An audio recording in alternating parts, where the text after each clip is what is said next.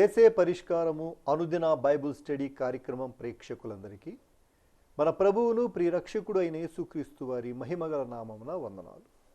ప్రభువునందు ప్రియ దేవుని బిడ్డలారా, నేటి దినము దైవజనులు కారుపాటి శ్యాన్సాగర్ గారి ద్వారా ఎహెస్కేలు గ్రంథమును ధ్యానం చేసుకుందాము.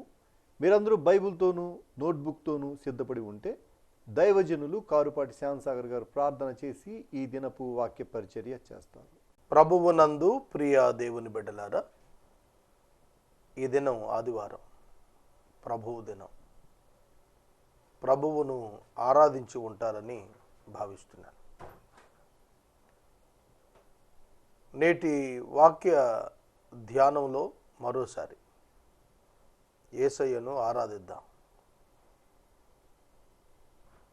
ఎపిసోడ్ సహకారం ఇచ్చిన కుటుంబం చాణుక్యపురి కాలనీ వాస్తవ్యులు, ఒక విశ్వాసి గారి కుటుంబం సహకారం ఇస్తూ ఉన్నారు.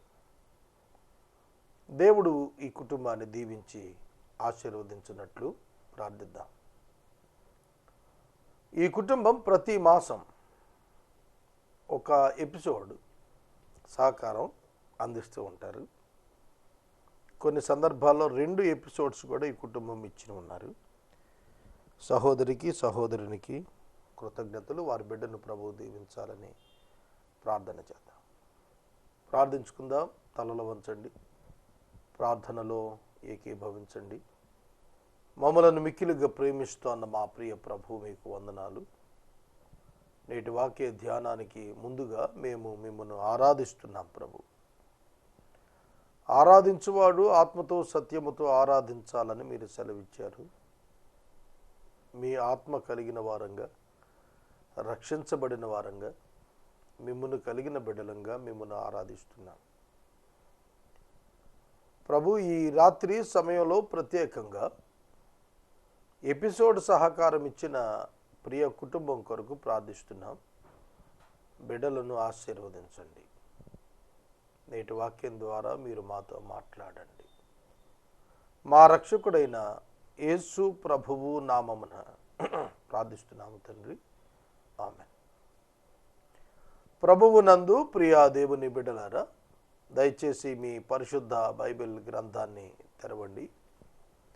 యెహెజ్కేలు గ్రంథము 24వ అధ్యాయము 15వ వచనము నుండి వాక్యాన్ని మీరు గమనించండి. 27 వచనాలు ఈ అధ్యాయంలో వ్రాయబడ్డాయి. ఈ చివరి 12 వచనాలలో యూదా దేశానికి దేవుడు ఇచ్చిన అమోఘమైనటువంటి వర్తమానం.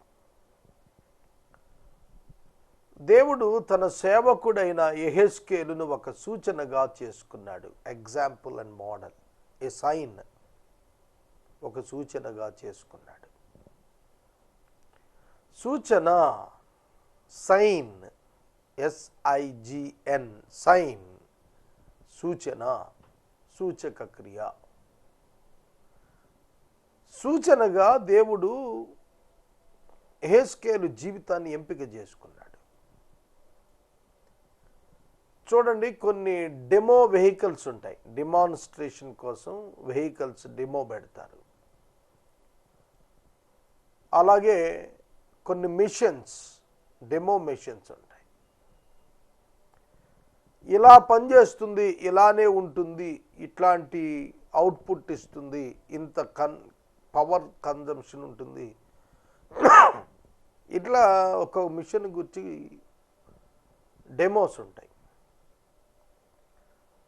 ఒక విధంగా దేవుడు ఒక డెమోగా, ఒక సూచనగా ఏం జరగబోతోంది యూదా జనాంగానికి అనేది చెప్పటానికి సేవకుని యొక్క జీవితాన్ని ఒక సూచనగా, ఒక డెమోగా ఉపయోగించుకున్నాడు. ఈ అధ్యాయంలో ఈ వచనాలు చెప్పే ముందు కొన్ని మాటలు చెప్పాలి. అదేమిటంటే, your life is in the hands of God. నీ జీవితం దేవుని చేతుల్లో ఉంది. God is the supreme and the superior over your life. మన జీవితాలన్నింటి మీద కూడా ఆయన సంపూర్ణమైనటువంటి అధికారం కలిగిన ఉన్నతమైన దేవుడు. మన జీవితాన్ని ఏ విధంగానైనా ఆయన మలుచుకోవటానికి, వాడుకోవటానికి ఆయనకి రైట్స్ ఉన్నాయి.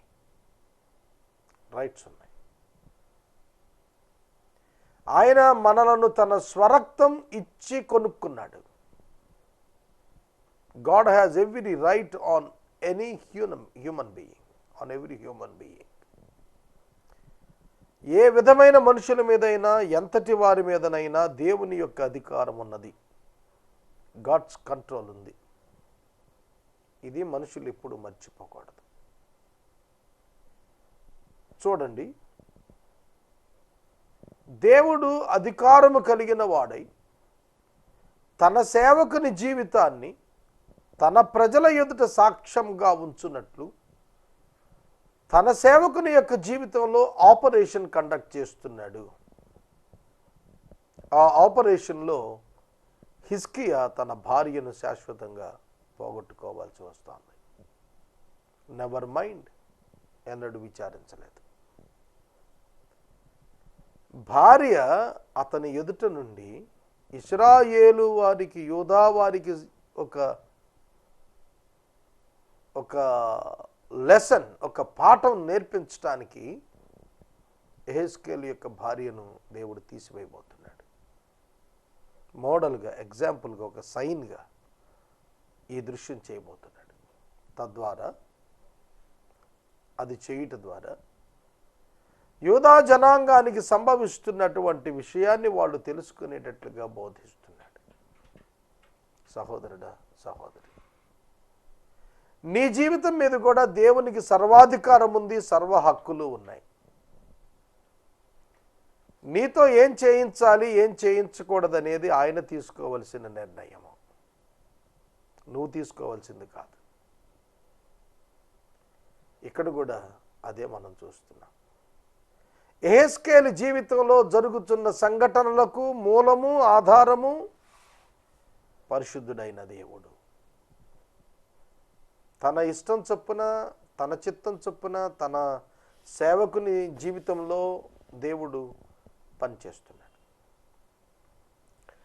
ఇవాళ దీనిని ఎంతమంది ఒప్పుకోగలుగుతారు? ఈ విషయాన్ని ఎంతమంది ఒప్పుకోగలుగుతారు? How many of you can accept the God is the owner of your physical life? భౌతిక జీవితం మీద దేవుణ్ణి యజమానునిగా ఎంతమంది ఒప్పుకోగలుగుతారు? ఆయన చిత్తానికి పరిపూర్ణమైన విధేయత చూపడానికి ఎంతమంది ఒప్పుకుంటారు? ఇవాళ బైబిల్ గ్రంథంలో అనేక మంది భక్తులు ఒప్పుకున్నారు. అర్థమవుతుందా? బైబిల్ గ్రంథంలో అనేక మంది ఒప్పుకున్నారు. కనుక ఈ వాక్యాలను మనం పరిశీలిస్తున్నప్పుడు మన జీవితం మీద పరిపూర్ణ అధికారం కలిగిన దేవుడు, మన కుటుంబం మీద పరిపూర్ణ అధికారం కలిగిన దేవుడు, తన చిత్త ప్రకారం తన సందేశాన్ని ప్రజలకు అందించడానికి ఆయన సంకల్పించినప్పుడు మనము లోబడటం నేర్చుకోవాలి. యెహెజ్కేలు లోబడ్డాడు. యెహెజ్కేలు యొక్క భార్య అతని కన్నులకు ఇంపైనది, ప్రియమైనది. యవన కాలంలోనే ఉన్నాడు యెహెజ్కేలు. యవన కాలమున ఉన్న నరునికి సాటి అయిన సహాయం యొక్క అవసరం చాలా ఉంటుంది. తన కన్నులకు ప్రియమైనటువంటిదైన భార్య ఒక్క దెబ్బతో దేవుని చేత తీసివేయబడుతున్న సందర్భం ఇక్కడ ప్రస్తావనకు వచ్చింది. 15వ వచనం. మరియు యెహోవా వాక్కు నాకు ప్రత్యక్షమై ఇలాగు సెలవిచ్చెను, నరపుత్రుడా, నీ కన్నులకు ఇంపైన దానిని నీ యొద్ద నుండి ఒక్క దెబ్బతో తీసివేయబోవుచున్నాను.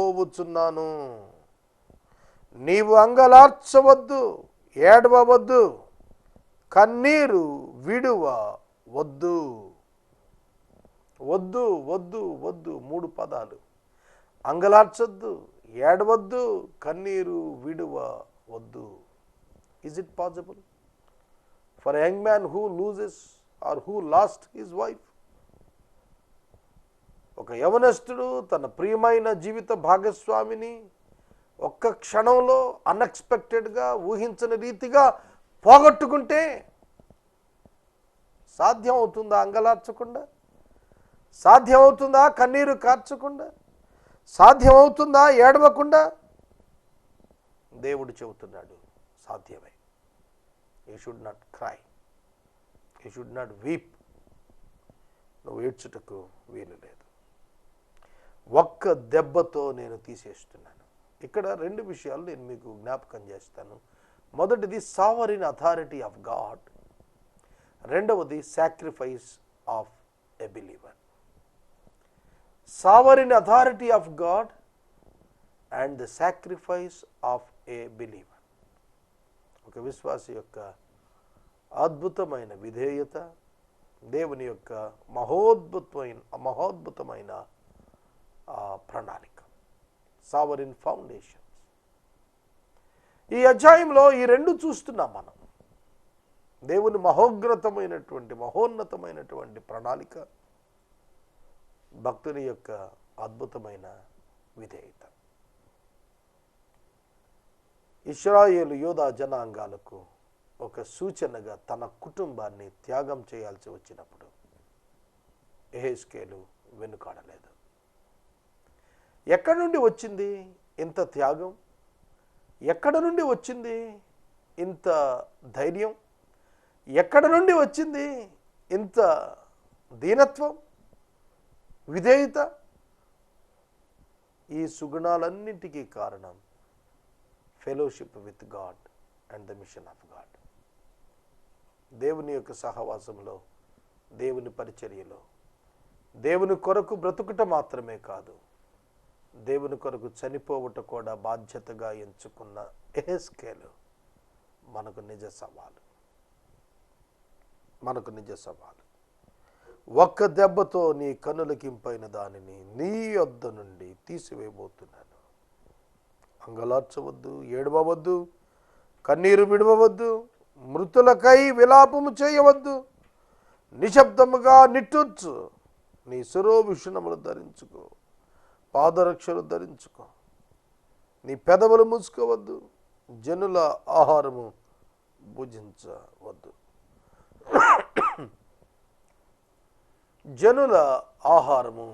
భుజింపవద్దు.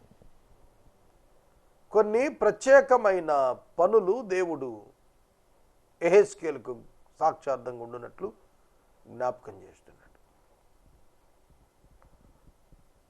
దేవుని యొక్క అథారిటీ, ఆధిపత్యం, అధికారం యెహెజ్కేలు లోబడేటట్లు చేస్తాను. ఈ విధముగా నేను ఉదయమందు జనులకు ప్రకటించి తిని, సాయంకాలమున నా భార్య చనిపోగా ఆయన నాకు ఆజ్ఞాపించినట్లు మరుసటి ఉదయమున నేను చేసి తిని. ఉదయమున ప్రకటించాడు యెహెజ్కేలు, సాయంకాలమున అతని భార్య she received the physical death, భౌతిక మరణాన్ని పొందింది. గాడ్ ఇన్వాల్వ్డ్, దేవుడు జోక్యం తీసుకున్నాడు. మరుసటి ఉదయమున నేను అలాగున చేశాను. అంగలార్చలేదు, ఏడవలేదు, కన్నీళ్లు విడవలేదు, విలాపము చేయక నిశ్శబ్దంగా ఉన్నాడు. శిరోభూషణాలు ధరించుకుని పాదరక్షలు తొడుక్కున్నాడు. నీ పెదవులు మూసుకోవద్దన్నాడు దేవుడు, అలాగే మూసుకునలేదు. జనుల ఆహారం భుజించొద్దన్నాడు. ఈ విషయాలన్నీ కూడా మనం చూస్తున్నప్పుడు దేవుని మాటకు ఉన్న శక్తి మనకు అర్థమవుతుంది. ఒక సజీవుడైనటువంటి దైవ సేవకుడి యొక్క జీవితంలో మరణాన్ని భార్య ద్వారా ఇంట్రడ్యూస్ చేసిన ఆనాటి భక్తులు భయపడకపోవటానికి కారణం the hope of resurrection in the Messiah. యేసుక్రీస్తునందున్న నిత్య జీవమైన ఆ పునరుద్ధానములోని పాలిభాగానికి వచ్చిన ఐడియా వాళ్ళకు ఉంది. రెండవది ఇక్కడ మనం గమనించాల్సింది ఏమిటంటే సాక్రిఫైస్ ఆఫ్ ద బిలీవర్. మొదటిది క్యారెక్టర్ ఆఫ్ గాడ్, దేవుని గుణశీలాలు. దేవుడు తనకు చేతనైందంతా చేశాడు, చెప్పాల్సిందంతా చెప్పాడు, తన విధానం అంతా ప్రకటించాడు. మనుషులు కూడా వినాలి గనుక వారి ఎదుట యెహెజ్కేలు ఆ విధంగా చెబుతూ వచ్చాడు. నీవు చేసిన వాటి వలన మేము తెలుసుకొనవలసిన సంగతి నీవు మాతో చెప్పవా అని ఆ జనులు నన్ను అడుగగా నేను వారితో ఇట్లు అంటిని. ఎప్పుడైతే యెహెజ్కేలు తన భార్య మరణమునకు గురవుట చూశాడో ప్రజలకు అర్థమైపోయింది. ఏమిటయ్యా నువ్వు ఏడవటం లేదు, కన్నీరు గారటం లేదు, నీవెట్లా ఉండగలుగుతున్నావు అని చెబుతున్నప్పుడు యెహెజ్కేలు జవాబు చెబుతున్నాడు. ప్రజలు అంటున్నారు మాతో చెప్పవా అని అడుగుతుంటే యెహోవా వాక్కు నాకు ప్రత్యక్షమై ఇలా సెలవిచ్చింది, ఇశ్రాయేలీయులతో ఇలా ప్రకటించు, ప్రభు అయిన యెహోవా సెలవిస్తోందేమనగా, మీకు అతిశయాస్పదముగాను కన్నులకు ముచ్చటగాను మీ మనసులకు ఇష్టముగాను ఉన్న నా పరిశుద్ధ స్థలము నేను చెరపబోతున్నాను. మీరు ఎక్కడన్నా మీరు వెనక విడిచిన మీ కుమార్తెలు అక్కడనే ఖడ్గము చేత కూలుతారు. అప్పుడు నేను చేసినట్లు మీరును చేయుదురు.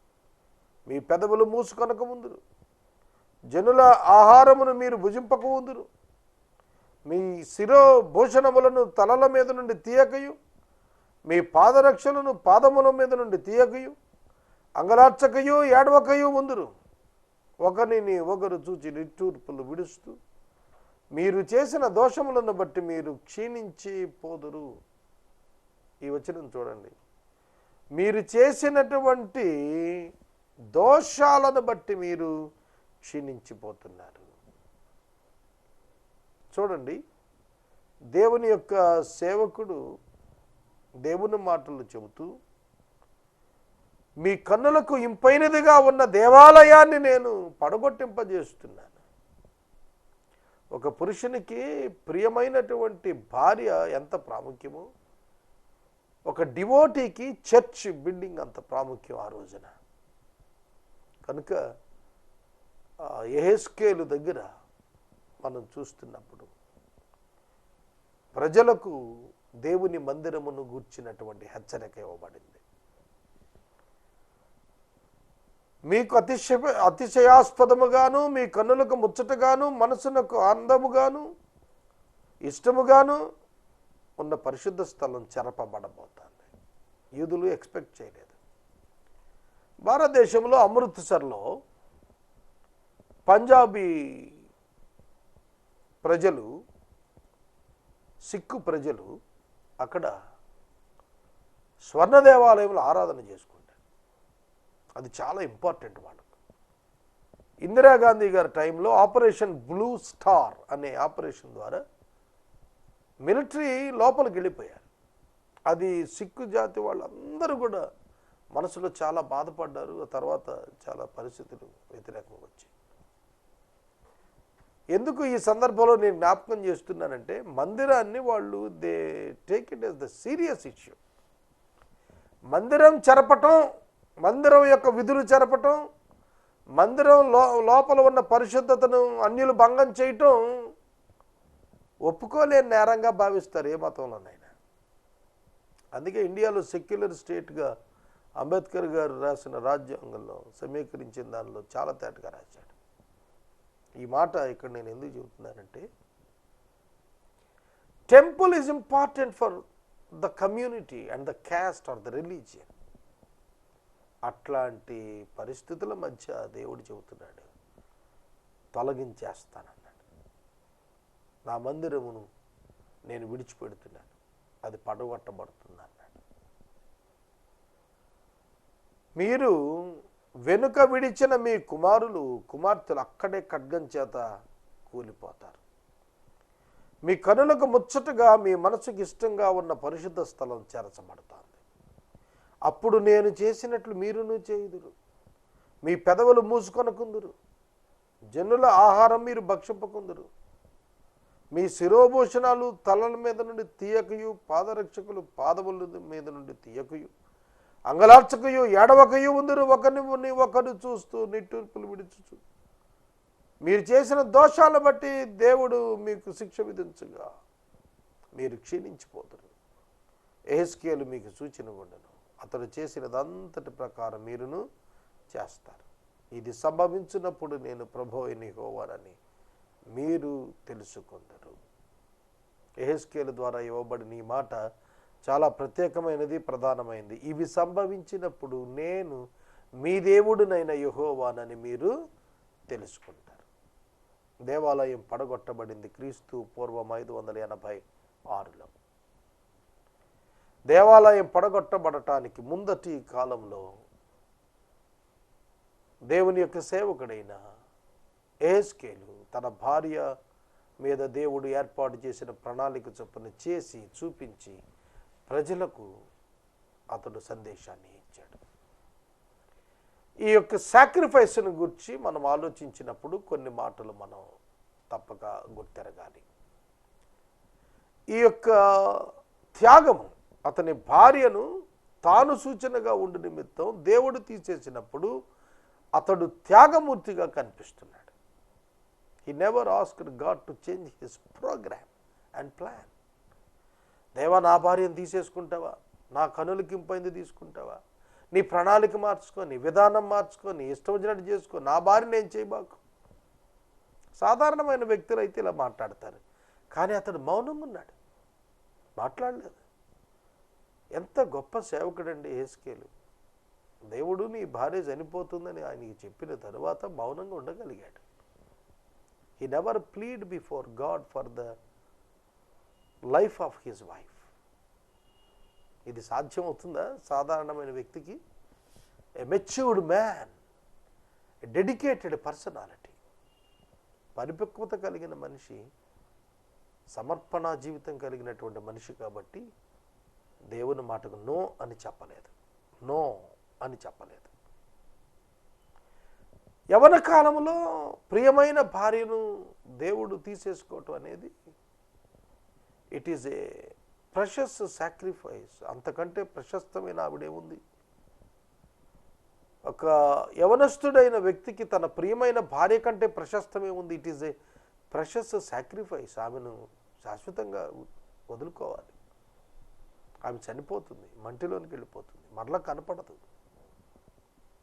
దేవా, ఇంకో రకమైన ఆల్టర్నేటివ్ ప్లాన్ ఉంటే చెప్పకూడదని అడుగుతాం మనమైతే, నువ్వైనా నేనైనా. కానీ యెహెజ్కేలు అడగలేదు. ఉదయమును ప్రకటించగా సాయంకాలమున నా భార్య చనిపోయినది. తిరిగి ఉదయమున నేను లేచి యెహోవా చెప్పినట్లుగా నేను చేసి తిని. అది చూచిన ప్రజలు వచ్చి అడిగారు, దీని నుండి మేమేమి నేర్చుకోవాలి, ఏమి తెలుసుకోవాలి? ఇందులో ఒక పరమసూత్రం ఉంది. ఏమిటో తెలుసా?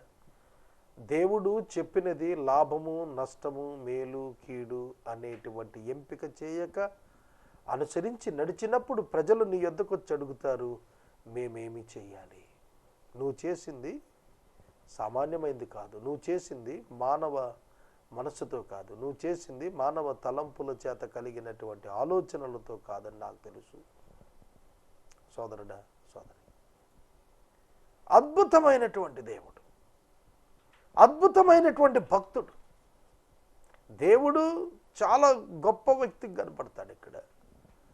భక్తుడు కూడా చాలా ఉన్నతమైనటువంటి భక్తి కలిగిన వాడుగా కనిపిస్తున్నాడు. మన జీవితాల్లో దేవుని యొక్క మహిమార్థం ఎంతటి ప్రశస్తమైనదైనా వదులుకోవటానికి మనం సిద్ధమా? ఆదికాండం 22వ అధ్యాయంలో అబ్రహాము ప్రియకుమారుణ్ణి బలి ఇవ్వటానికి తీసుకొని పోయాడు. ఏమిటి? What is the hope of the servant of God, Abraham or యెహెజ్కేలు భార్య, వారిద్దరి మధ్యన ఏమిటి అండర్స్టాండింగ్? యెహెజ్కేలు సంపూర్ణంగా నమ్మాడు, there is a resurrection, my wife will return again. ఆమె మరలా తిరిగి వస్తుంది ప్రభు దినాన. ఆయన పునరుద్ధానుడే వచ్చినప్పుడు, ఆయన రెండవ రాకడలో తిరిగి వచ్చినప్పుడు వస్తుంది ఈమె. సేవ్డ్ సోల్ను గురించి ఎప్పుడు ఆలోచించాల్సిన పని లేదు. About the death of the saved soul you need not to worry. ఒక రక్షించబడిన వ్యక్తి యొక్క ఫిజికల్ డెత్ను గురించి ఏమాత్రం వరీ చెందక్కర్లేదు. కానీ రక్షణ పొందని వ్యక్తి ఫిజికల్ డెత్కి రీచ్ అవుతున్నప్పుడే క్రైస్తవుడు వేదన చెంది అతని కొరకు ప్రార్థించి అతను మార్చాలి, అతను ప్రభువుని ఎరిగేటట్టుగా చేయగలగాలి. ఎందుకంటే అతనికి ఉన్న సమయం తక్కువ కనుక. ఒక ప్రెషస్ సాక్రిఫైస్ అర్పించాడు.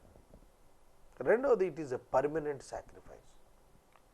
విలువ కట్టలేనిది మాత్రమే కాదు, అది శాశ్వతమైనటువంటిది. శాశ్వతమైనటువంటి అర్పణ ఇవ్వగలగాలి.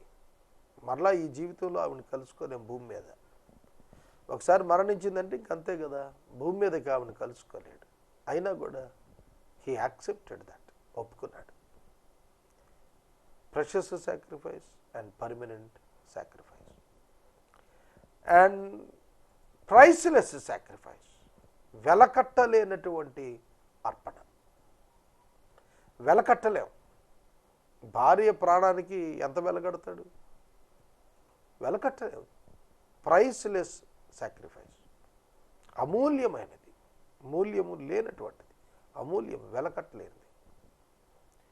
ఎటువంటి త్యాగం అండి పాత నిబంధనలో ఉన్న భక్తులు దేవుని కొరకు చేస్తూ వచ్చారు. అంతకంటే శ్రేష్టమైన ఈవులను పొందిన నూతన నిబంధన జనులు మరింత ప్రైస్లెస్ సాక్రిఫైస్గా తమ జీవితాలను అప్పగించాలి. రోమా 12:2 అదే చెబుతుంది. సజీవ యాగముగా మీ ప్రాణాలు సమర్పించండి. నూతనమైన సజీవ యాగంగా మన శరీరాలను సమర్పించటం దేవునికి ఇష్టం. దేవునికి ఇష్టం. దేవుని యొక్క వాక్యము మనకు చెబుతున్న మాట ఏమిటంటే, మందిరం పడగొట్టబడుతుంది. మందిరం పడిపోయినప్పుడు మీ బిడ్డలందరూ పాడైపోతారు, మీ బిడ్డలందరినీ చంపేస్తారు నెబుకద్నెజరు. అప్పుడు మీరు నాలాగా మారిపోతారు, చేష్టలుడిగిన వ్యక్తిగా మారుతారు. నరపుత్రుడా, వారి ఆశ్రయమును అతిశయాస్పదమును వారి కనులకు ఇంపైన దానిని వారు ఇచ్చేయించు దాన్ని వారి కుమారులు కుమార్తెలను తీసివేయి దినమునందు నీకు సమాచారం తెలియజేయటికే తప్పించుకుని వచ్చిన ఒకడు నీ వద్దకు వచ్చును.